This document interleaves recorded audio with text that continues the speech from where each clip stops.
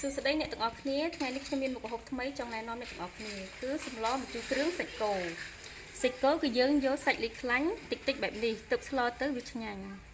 រីឯបន្លែមានដូចជាត្រកួនពេញប៉ោះត្រប់និងម្រះព្រៅ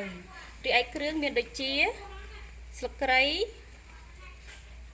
ល្មៀតខ្ទឹមម្ដេងស្លឹកក្រូចនិងម្ទេស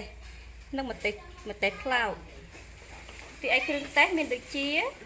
ស្ករប៊ីចេងអំបិលប្រហុកនិងម្ជូរក្រសាំងជាដំបូងយើងត្រូវបុកគ្រឿងជាមុនសិនឥ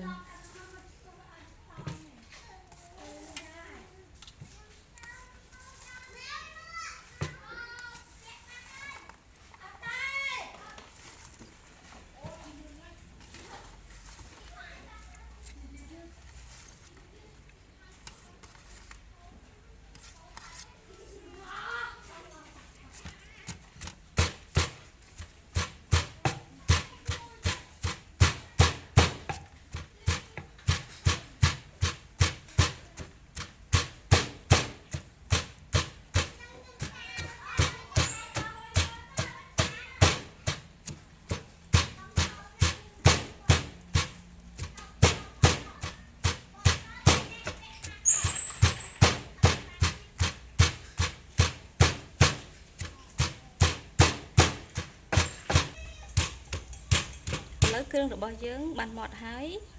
អញ្ចឹងយើងដួសវាដាក់ចាន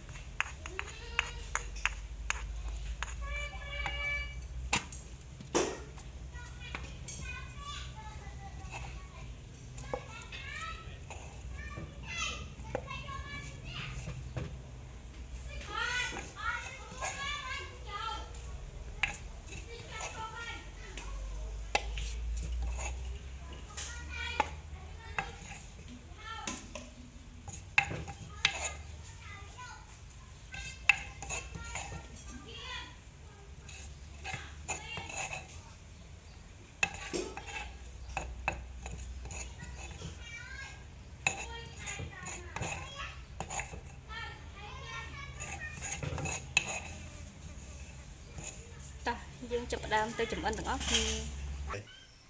ជាដំបូងយើងត្រូវដាក់ឆ្នាំងបន្ទាប់មកយើងចាក់សាច់ចូលបន្ទាប់មកយើងចាក់គ្រឿងចូលបន្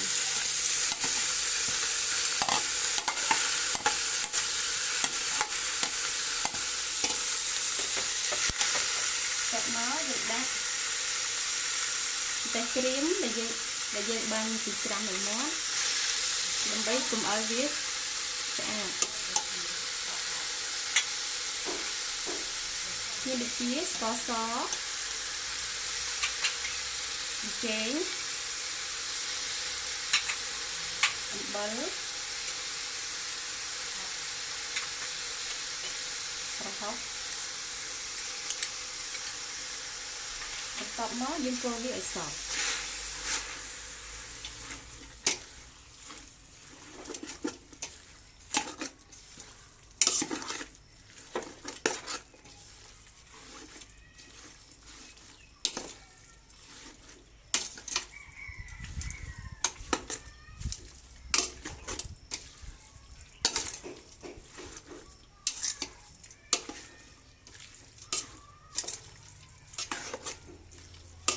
យើងកូរវារហូតតវាដាច់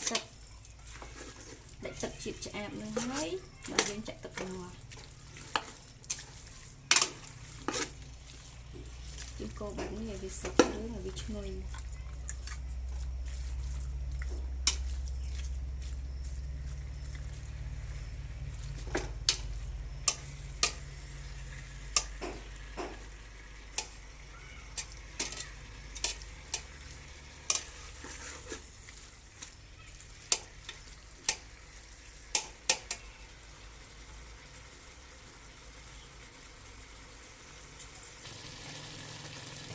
ឥឡូវ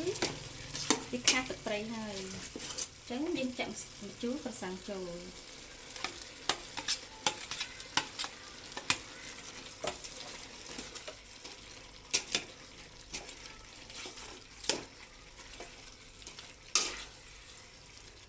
ដាក់មកទៀត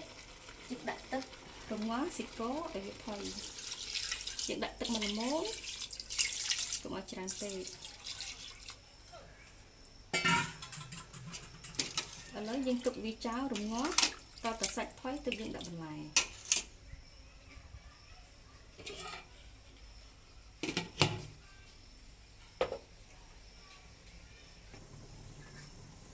តពីយើងរងាស់សាច់គោហើយយើងមើលវាតើវាផុយឬនៅហើយរូបភាពវាសមល្មមអត់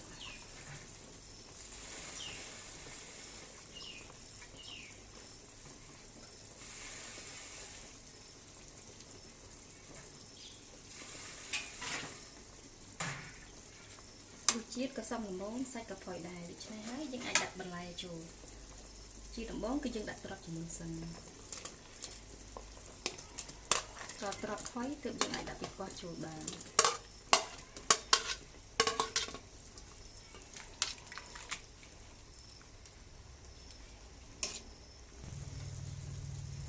ឥឡូវត្រាប់របស់យើងបានផុយហើយចឹងយើងអាចដាក់ពីកោះចូលបាន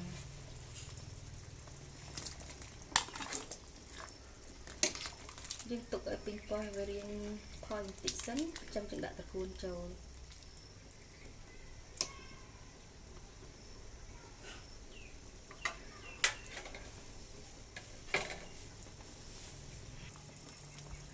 ឥឡូវពេញកោះយើងរៀងផុយហើយចឹងយើងដាក់ត្រកួនចូល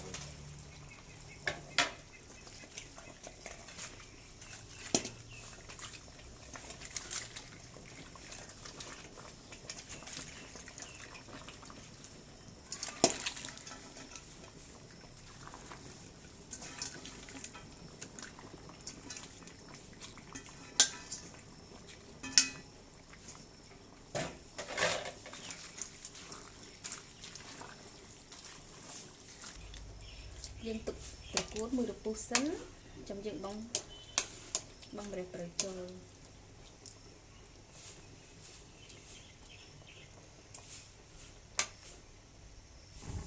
ចាបន្លែយើងបានផុយហើយឥឡូវយើងបង់ម្រះព្រៅចូលរួចជាការស្រេចយើងកូរវាសិន